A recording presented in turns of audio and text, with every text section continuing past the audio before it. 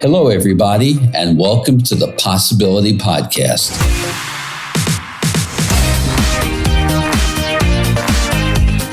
I'm your host, Mel Schwartz. I practice psychotherapy, marriage counseling, and I am the author of the book, The Possibility Principle, the companion to this podcast. I hope to be your thought provocateur, and I'll be introducing you to new ways of thinking and a new game plan for life.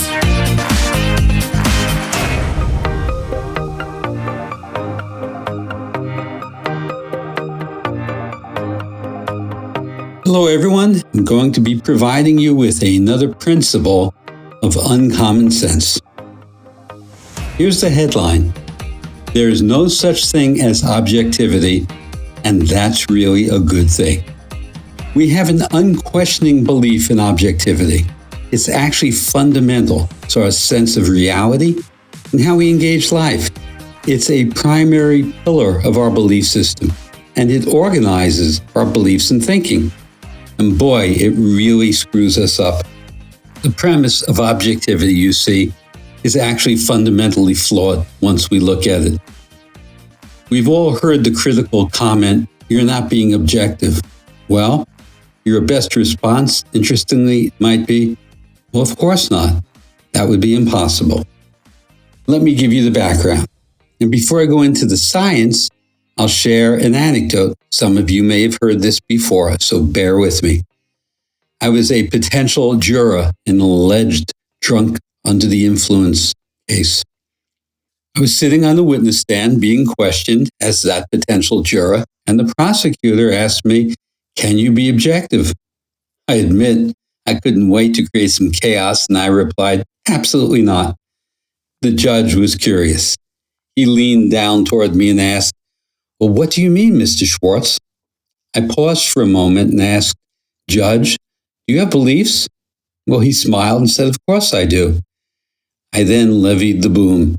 "Judge, beliefs are biases, aren't they? A belief is a subjective way of looking at things. As humans, we all have values and beliefs and biases, and they are, of course, subjective. That's the essence of being human." The judge granted me my philosophical point and then asked, "Then what should we ask a potential juror?" I thought about it for a moment, and I said, I'd ask the juror if they could be in touch with their bias, try to put it to the side, and still feel they could make a fair decision.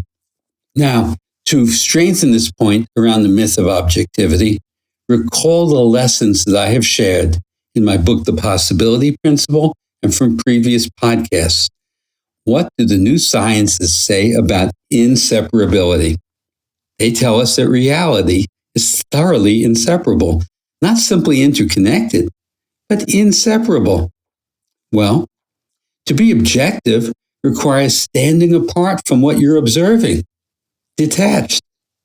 But if there's inseparability, we don't stand apart from anything or anyone. We are thinking, feeling human beings. We are thoroughly interconnected. We are in some fundamental way participating with what we're looking at. Quantum physics calls this the observer-participant problem. More importantly, on a non-scientific basis, this belief in our ability to be objective makes no sense. It would require an amnesia of any personal values and beliefs that make us who we are. I mean, we should all agree that the Holocaust happened and the Twin Towers came down. But human perceptions are subjectively informed. We are humans, not robots and not computers. So what's the big deal? You might wonder about this point I'm making. This is not simply a philosophical or scientific point.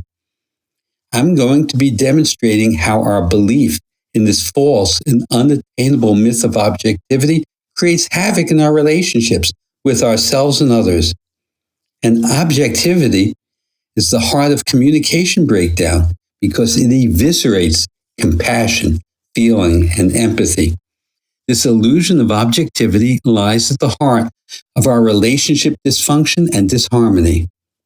And furthermore, The construct of objectivity has its roots in this illusion of separation. Once again, as I've shared before, this comes to us from 17th century Newtonian thinking. That thinking was that reality was a giant machine, and all the parts were separate from all the other parts, only connected by causality, and we became the cogs in that machine.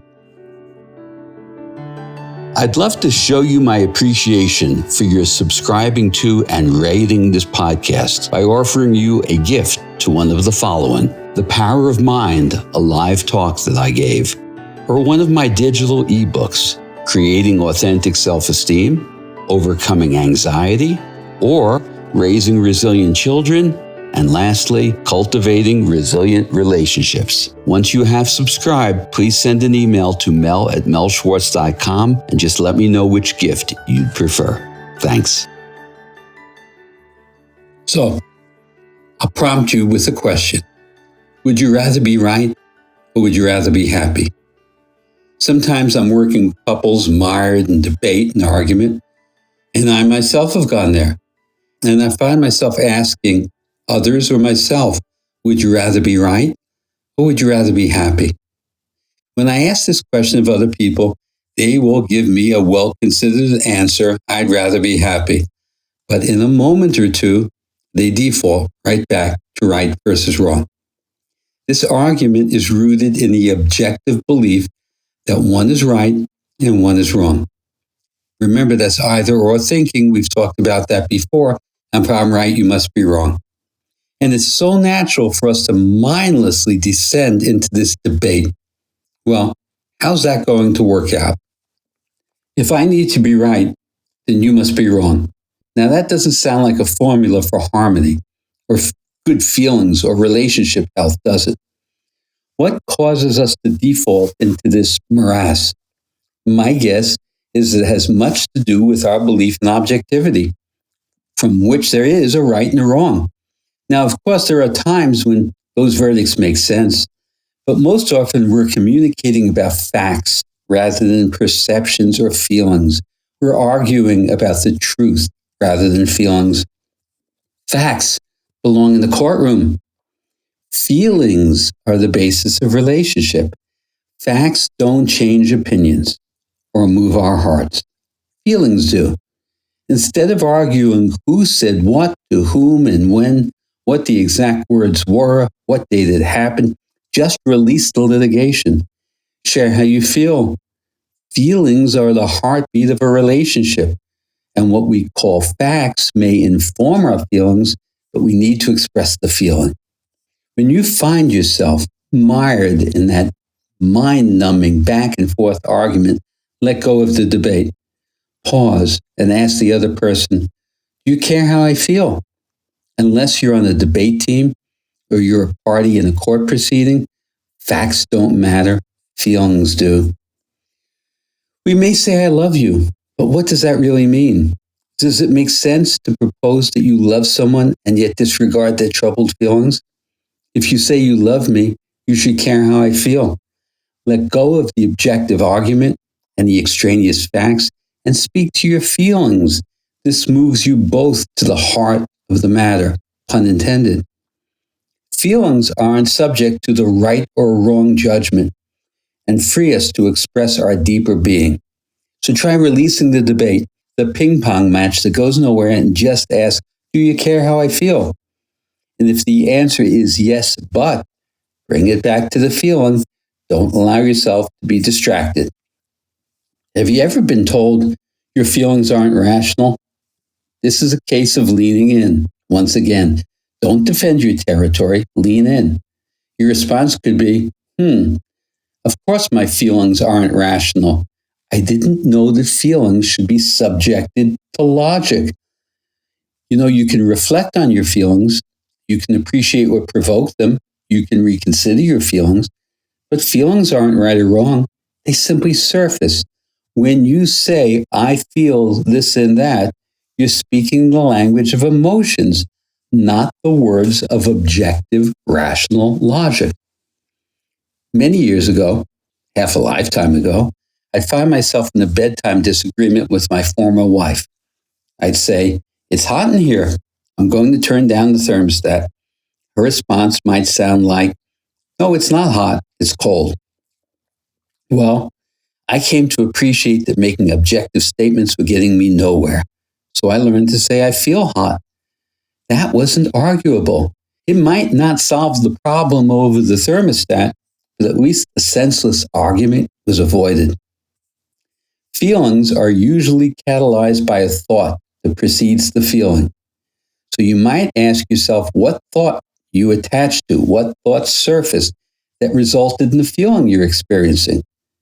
Now, when you employ this exercise, you're able to release the feeling if it's sidetracking you by simply saying to yourself, "Well, that was just a thought."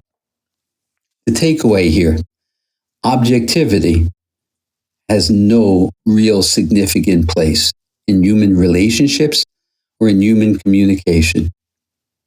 It blocks us. It intrudes on our well-being. It gets in the way of our being cared about and caring for others. It's so easy to invalidate each other and be unfeeling when we're arguing about objectivity, which again doesn't exist. It's all a matter of perception. So, try to let go of this false mythology about objectivity that puts us in the straitjacket of logic. I'll close with a quote. It's not exact, it comes from my memory, from Thomas Jefferson. He said, or he wrote, "I never heard of a circumstance in which an argument was settled by the addition of more facts." Now, ain't that the truth? Unless you're in the courtroom. Well, hope this was provocative for you, gave you some new perceptions. I look forward to talking to you again soon, next week, in fact. And until then, be well and come into your participatory subjective mindset. Bye for now.